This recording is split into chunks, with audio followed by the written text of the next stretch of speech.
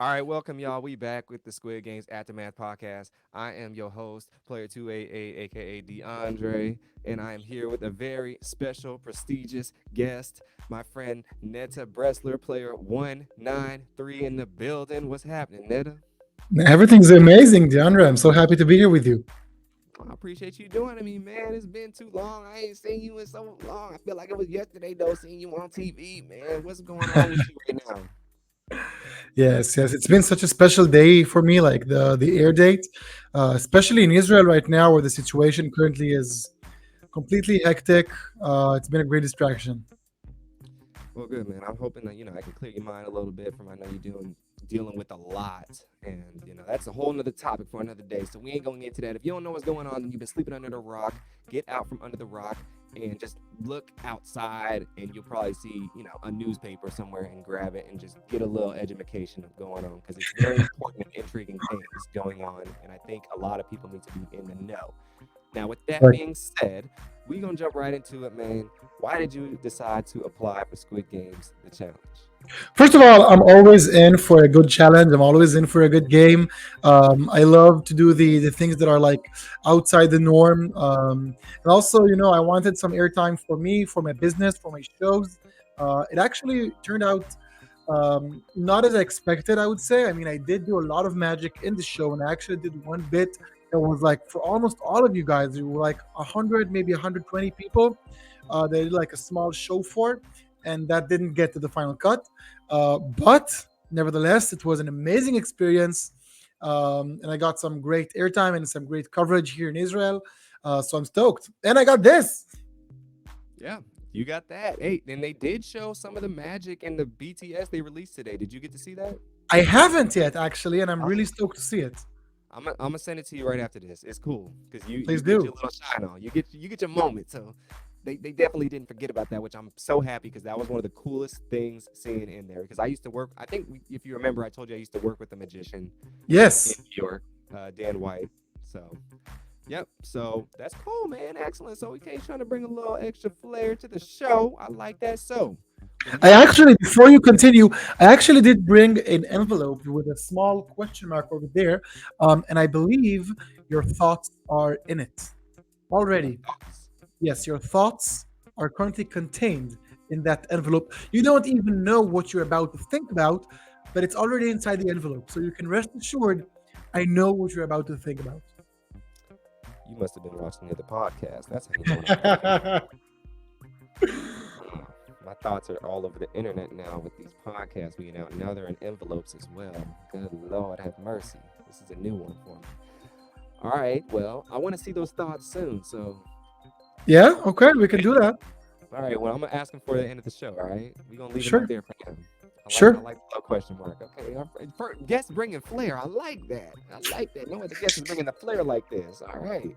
So when you get the call that you're accepted onto the show after the long process and you're packing up, it's the night before you're about to leave. What's going through your head?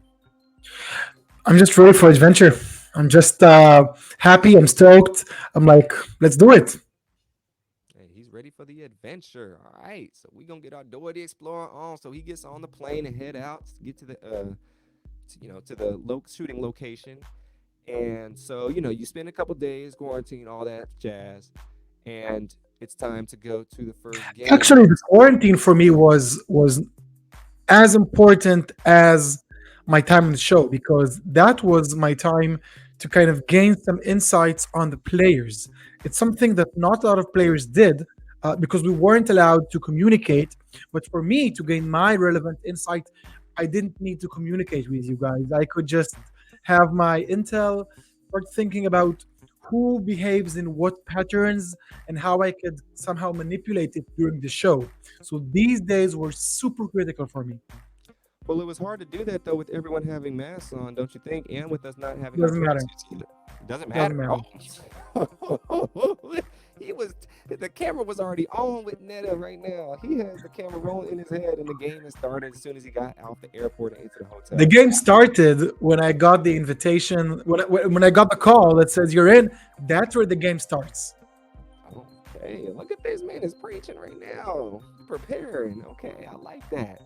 So, when when we get on the bus and we're heading out to the first game. What's going through your head on the bus? I was actually pretty relaxed. As you might assume, I served in the military in Israel. We all do. We have to by law. And standing for long periods of time, standing still, was very familiar to me. So I was pretty chill. I really hoped that I'm gonna get through it. Actually, let me give you a little juice here. Um, in the moment where they gave us all the movement sensors, we actually have a small pocket in our vests for the movement sensors. This is a small pocket. We all had the movement sensors put inside, and I didn't have one in. It's not that I stole it. I did nothing weird about it. They just didn't put any motion sensor in, and I'm like, am I a favorite? Do they want me to pass this? Like, is this set up in any way? And I'm like, I told like a few friends, listen, guys, like I think they want me in. Like, I think I'm already in. Like, I don't have any motion sensors on me. And then, like 2 minutes before the game starts, they're like, player 193, player 193, please come out of the line. And they put a motion sensor in. And I was like, Oh, man. damn. But actually, it gave me a lot of confidence because during the whole period of waiting for the first game to start, I wasn't as anxious as the other people because I was like, oh, I'm already in. They want me in. So I was feeling very, very relaxed. I was feeling chill. So that was super helpful. Yeah, no, definitely. I mean, kind of knowing that a little tidbit can just ease your mind a little bit, and you can, you could be like this during the thing. You be like, "I'm good, coach," and then keep on Yes, sliding. But no, that's interesting fact. Wow, that's crazy. I mean, who knows if you're the only one that had that happen to? I mean, because there was a lot of people, so it's easy to miss little things like that. And there was a lot correct. of little contraptions that had to happen. But so when we step into the arena, you could tell it's gonna be red light, green light because you can see it from the peripheral, from the tents of the set, a small portion of it, but you can still see it. When you first step in there, what's going through your head? First of all, I'm like, wow, that looks exactly like the real thing. I'm in it. It's real. It's happening. Um, and I was like, let's do it. Let's win. He was ready. It was go time. And So I let's was like, I tried to start pretty in the front line. I tried to like push my way in to start early because I understood that if you don't start in the first few lines, then you are actually like you're restricted by the others. So you can only run as fast as the people in front of you. So I started with a few really, really strong sprints, and I was less cautious about my initiating my sprint and stopping my sprint. But after the, I think, third sprint, where I got like pretty far ahead, I got a bit more cautious and I started to be a bit more, uh, you know, bit more rational with my time and trying to save every second. yeah, you definitely gotta be keen and cautious. And you in the front, you ain't really have to rush that much. You gotta know. There's a lot of people that got to get through, and if you're Correct. the front, you kind of move at your own pace. So when you first start and you head out and you're paused for 2 minutes, 5 minutes, 10 minutes, 15 minutes, what's going through your head? Nothing.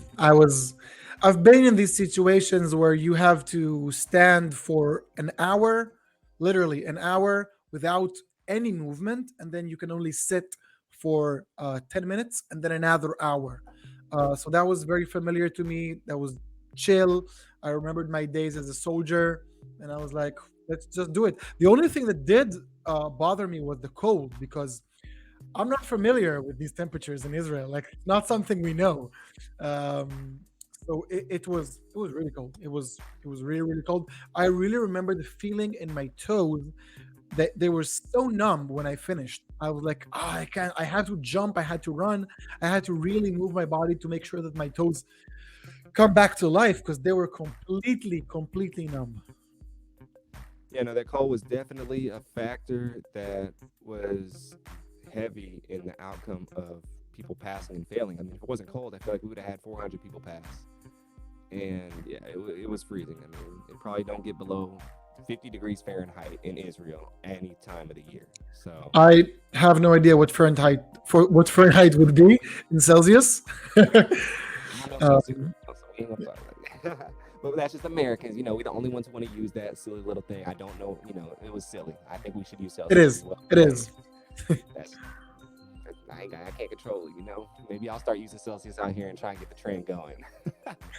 So, so you're moving it closer. You're moving and moving and moving, and you're getting close to the line. What's going through your head when you see that last line in front of you?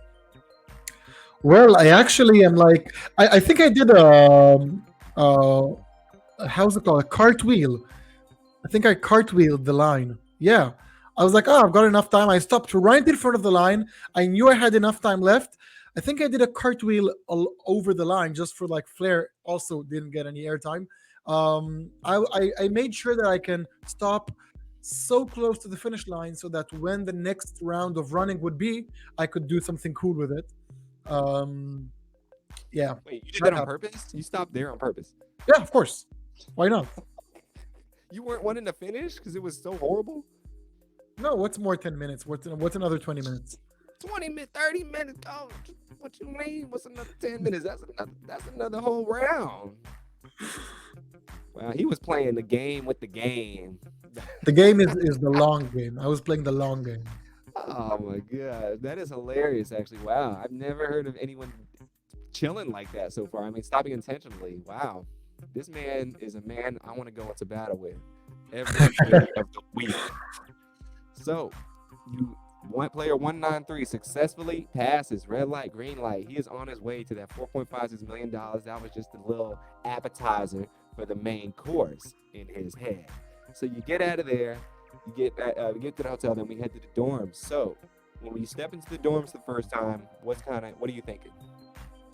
I was super, super excited. I was like, first of all, people don't realize how it feels to be inside of this because you live in the dorms, like completely shower, toilet, sleep, everything in the dorms, and it really becomes your house. It really becomes like your home. And I remember one specific time that my throat kind of got sore, and I went out to take like a pill or something for the medic.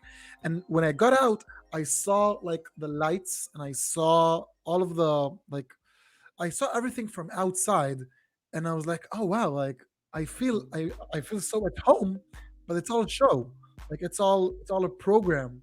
And of course you know it, like rationally you know it, but of course that's what you sign up for. But when you start living there, and then you kind of come out to see it from the outside, that was like a flipping moment. um and I remember these moments when we just got in, to be like euphoric, to be like also euphoric, and I would also would say that they were like very anxious because where would I sleep? Where would my bed be? What would my choice of bed say on my allies? Who would be my allies? Like it's a lot of decisions that have to be done very quickly. So what's your strategy going in here? Uh, I knew that there's gonna be so many curveballs that any strategy would be completely irrelevant. People think they have a strategy, are just giving some false security for themselves. It doesn't really make any difference. No, I 100% agree with you. I went in there not really needing a strategy too. People are like, alliance is this, alliance. I'm like, you guys, what are you talking about? You don't even know what the rules are. You don't even know what the game is. We could be, it could be who could eat a piece of pizza the fastest. You can't need an alliance for that. So it's people. I think we're definitely playing up the alliance talk just because it's like a game at the end of the day. But and we, Yeah, kind of do know the game's coming, but the only one of these games that I guess you needed an alliance, quote unquote, for was tug of war. But at the end of the day, they could have picked the teams for us. Anything is goes, and so until you know the rules, it's fine to have friends and it's fine to make deals with people. But I think just relax until you know the rules of the game. That's all I think. I agree. I agree completely. So we're in the dorms, chilling, having a good time, and then all of a sudden we get an alert that two players have voted somebody out. Do you think? And they say one player's eliminated. Do you think you might be this one person that's eliminated? Nah, I Who didn't is it? have enough interactions to be the one that's chosen out, even though after I did some magic, some people were like, "Oh, I'm not gonna play the marble game with you." 'Cause, People were saying that. People were yeah, saying that people about were you. Like, saying I'm that. not playing marbles. Yeah. Cause yeah, No, and it also it makes sense. People are like, that's it's a risk for them because like, oh, he's a mentalist. He was gonna know how many marbles I chose, which is a valid fear, I would say. But I had no fear of getting eliminated in these like early stages. I felt like yeah, no, that's good. I mean, confidence is key, and you seem to have had it. You know, when we ain't in marbles yet, so don't even think about marbles. You should be worrying about me in this next game. So, we eventually find out player 200 is eliminated. Did you know 200 at all? actually I did. I felt kind of sorry for him, but also it's a game. We could all have been chosen, and we're all here to eliminate all the rest. I mean, come on, let's be. I actually felt a bit disturbed by how everyone got so emotional and like, oh my god, I can't believe he left. Come on, you're here to win. Like we're all here to win. So don't play pretend. um I don't know. I don't like dishonesty, and I feel like that's a moment where some people were not as honest as they can be, and I didn't feel comfortable with it. I mean, okay, another one down. I mean, I'm sorry for him, but I'm happy for me. Yeah, no, it definitely was. I think some people put on the waterworks and whatnot for the cameras. It was a Exactly. lot. Like they didn't show it that much, but it was a lot. Like he Yeah, 20, 30, 40 people hugged him on his way out. yeah, it was a big drama. So it was the People first like cried. People, yeah. yeah, and it was the first test. I just wish on that test they gave it to the two people who finished first in red light, green light to eliminate someone instead of just two random people. That's just Hmm. my perspective and my thought process behind it. Interesting. I thought they're just completely going to separate the games from the tests. I feel like it's a smart choice to do. Okay. Yeah, I mean, yeah, that is honestly a good point to put it because you could excel in one area and then struggle in the other, but then you'd still be all right. So Exactly. I like that's cool. That's an interesting perspective. So it is time to get ready. We go, take care of a couple few days to our thing and whatnot, and it is time to get ready for the second game. They take us out and we enter the white room. What is your initial thought process on going into this white room? So I think, just like everyone, I thought that the lines would signify the shapes. And we did have the drawing in our dorm, and we all tried to like speculate which line means what shape. Um, Obviously, unsuccessfully. And then I think that the biggest flip was understanding that, oh my god, like it's not up to me, like my choice means nothing. And seeing the first four go in and try to make a decision unsuccessfully was, first of all, heartbreaking because it could have been me. One sec, I gotta go blow my nose. I'm sorry, bro. No, you good. Are you good? Go ahead. Yeah. So it could have been me. And I was like, okay, at least I'm going to give my best negotiation strategies for the representative. And I did try. But as you know, the first few didn't really go as I wanted. And for me, I was in the umbrella line. Um, we had someone that wasn't, I think, wasn't assertive enough, wasn't So confident enough. before we get into that, so I remember, I was up front as well in the umbrella line, and when you came up there, you came to me, and I vividly remember this. You were like, "Okay, you need to have control of the conversation. You need to be the one in control and telling people what you need to do. You're an assertive guy. You need to use that to your advantage. Don't let them pretty much get a word in, and they're gonna follow your lead." And so that was the biggest thing that stuck out to me out of everybody else said.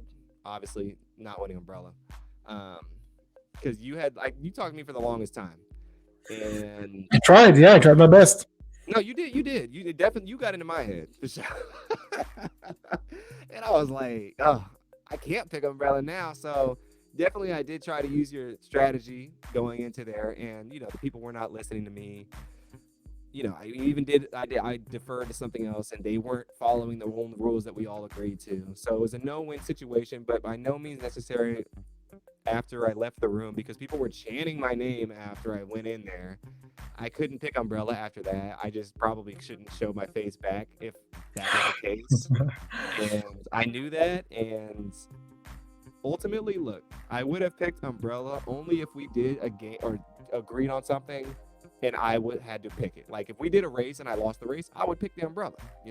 If we my second option, which I thought of afterwards, was okay. Everyone point at someone who you want to be the leader. We should have elected a leader, and the leader determines who gets what shape. If I unfortunately have to get Umbrella because of that, I will live with that. But Yeah. what I won't live with is doing something that we agree upon, and then me still getting the short end of the stick because other people don't want to follow the rules of what we agreed upon. That's one thing I would not let fly. And I knew going in the game, I either had to follow my sword for someone, or I was gonna try and make it go all the way, And in that certain scenario, I wasn't about to do that. I'm not just about to let you guys walk all over me and think that because you want to be here so bad, you're willing to make it impossible, almost impossible for you to win. So I wasn't having that. And so what everyone had in the room to say to me actually had a big effect because in my head, at the end of the day, if somebody didn't pick Umbrella, I was gonna pick it anyways. I was second thinking that for a split second in there, but I was like, forget it, So that's the Tough that's call, man. Really tough call. I'm not sure what I would have done if I'd been there instead of you. Like it's a really really hard situation to navigate. yeah, no, that's the effects of peer pressure, but it's a tough situation. That's why they put us in the game to make these Yep. decisions. But I wish they didn't have to make us make that decision. Just make it random, coach. Just put the random boxes. Like I don't care. Just put it random. But yes, then Spencer goes up in there. Did you get a chance to talk to Spencer before you went? He went in there. A little bit. He wasn't very talkative. Uh,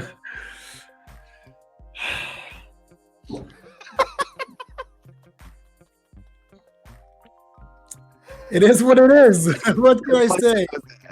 So, what was your reaction to when he went in the room and did his little? No, but actually, we're overlooking something really important that happened in the dorms that you maybe are not aware of. Um, so you remember how in the original Cookie game in the show, I'm not sure what player it was, but she brought a lighter and she heated up the needle. Somebody told me about this. I meant to ask you this, so we're gonna rewind real quick. So yes, I can't remember who told me this, but somebody told me this yesterday or the day prior. And go ahead, let me hear what you're saying. Yes. So I have a bit of knowledge in electronics, not something too extreme, but like I've built a few stuff in my past. And I was trying to think, okay, I can't get a lighter around here, no way. But how else can I generate heat so that I can heat the needle hot enough so that it can melt the dalgona cookie? And what people don't know at home is that we were all mic'd and we had these small battery packs that were changed I think, every 3 hours. So I tricked the soundman. Whenever we swapped our batteries, I got an extra battery using some magic. And what I did actually was I got the battery and I found a few wires on the floor and I taped the wires from tape I found also on the beds and stuff. I taped the wires to create a closed circuit that I can add the needle and then close the circuit. So it was like a battery and two cables coming out of it. And then I just added the needle to create a closed circuit that would heat up the needle to extreme heat, extreme heat. And I tested this out in the toilets, like in the stalls, where like it's the only place you can get some privacy, and it worked perfectly. And that yes, yes. And then what happened is we created another set of these for someone else in my alliance, and then the word spread out. And then someone else out of our alliance heard of it and created another set for himself. And that was a big deal because that's like, okay, now it's like it's not one player that has the advantage. It's like, okay, now it's a group and it's a problem. And I actually talked to production, and it was all in communication with them. They knew about my plan. They were covering the story. They loved it. They wanted, like, they were in on all of the who knows about it, who doesn't, la la la. Um, all of the thing just went to trash when we got in the white room and they gave us the rules saying nothing external could be brought in. We could only use our own bodily fluids. Um, and in hindsight, I should have used it anyway. I had it with me. They took me out of the line. They asked me, "Do you have anything in your pockets?" I should have said no.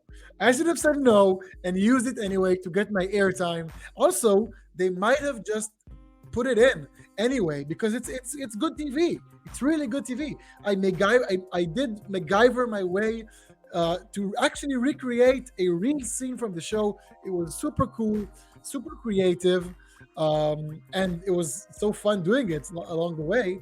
But unfortunately, this whole storyline was just put to waste.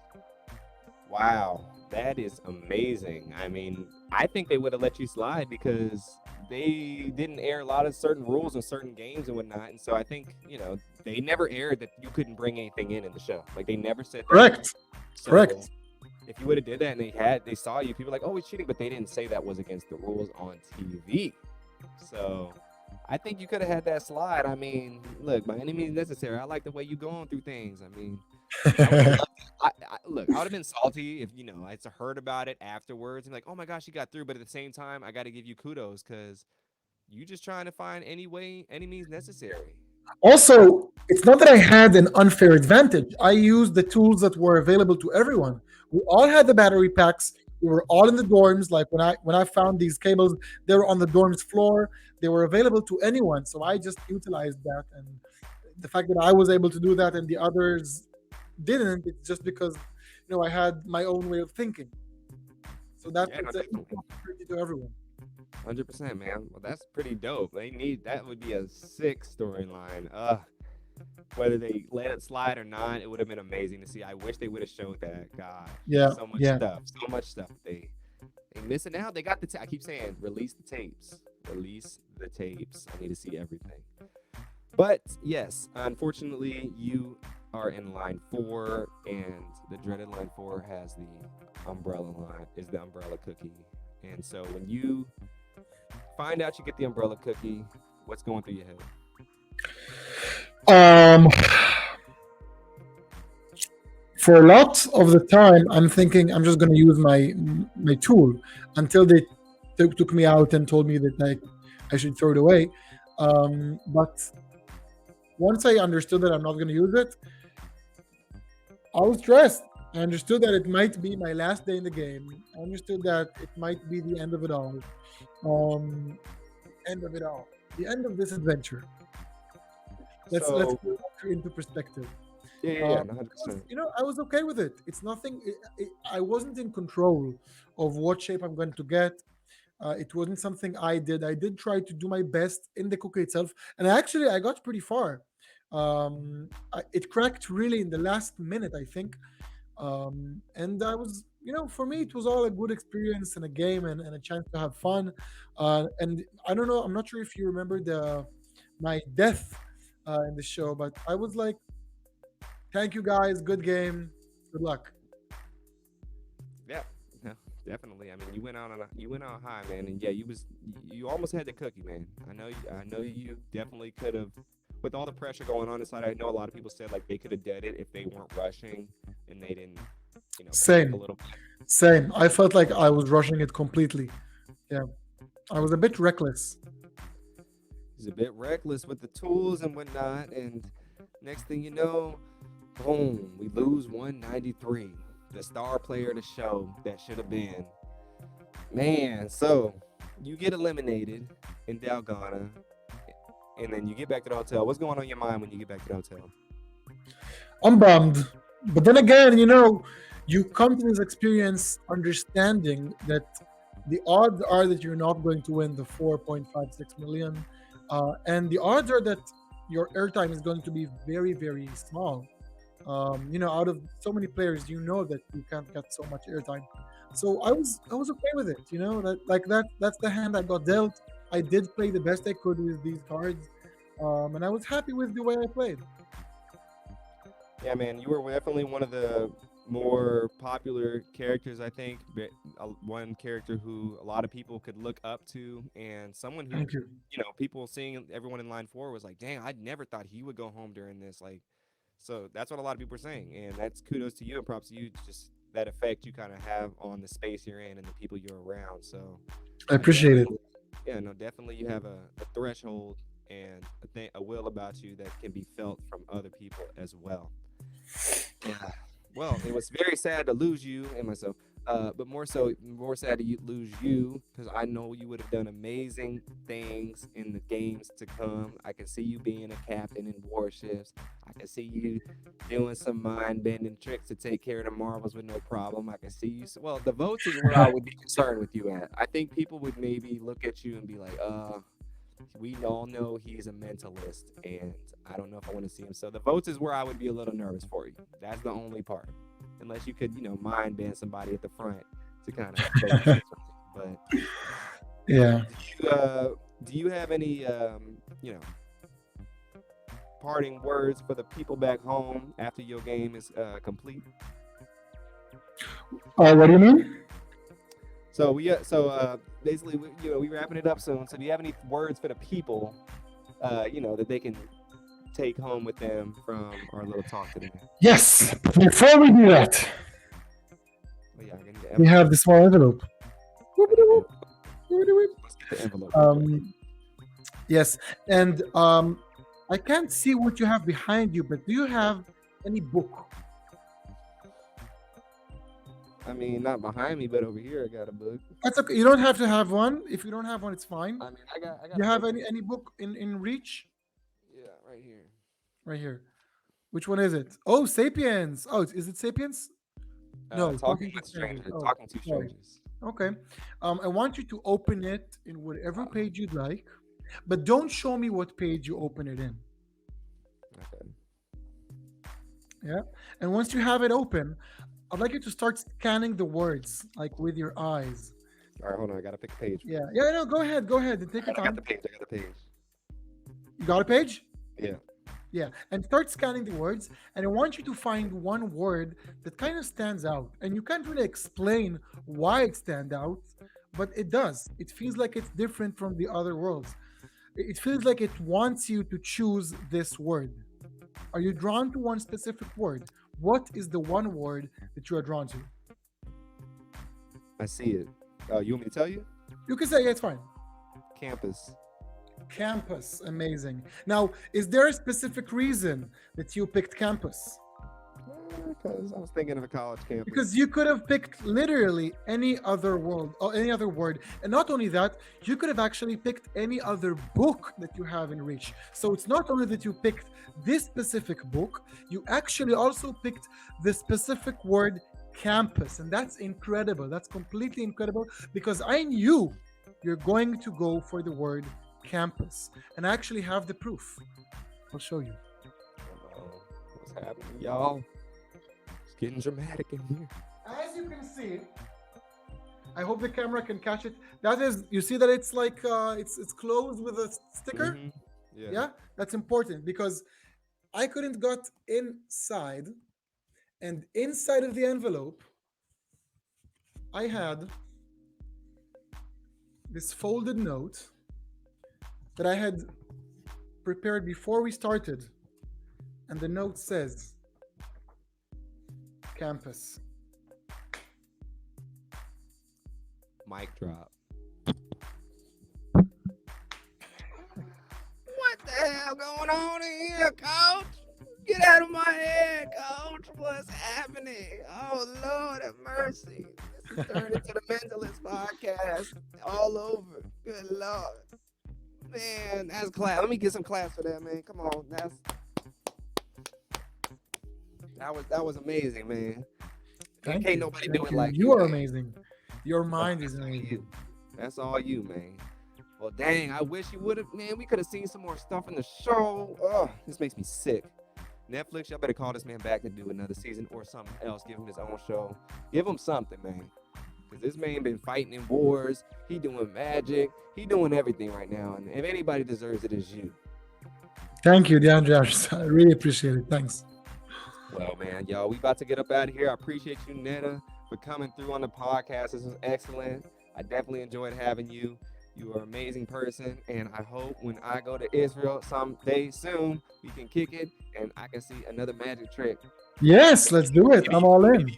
Maybe you can make $4.56 million pop up just like that. I'd love to. But till next time, Thank you y'all. so much, DeAndre. Yeah. Till next time, y'all. We out of here. Appreciate y'all. Peace and blessings. Deuces.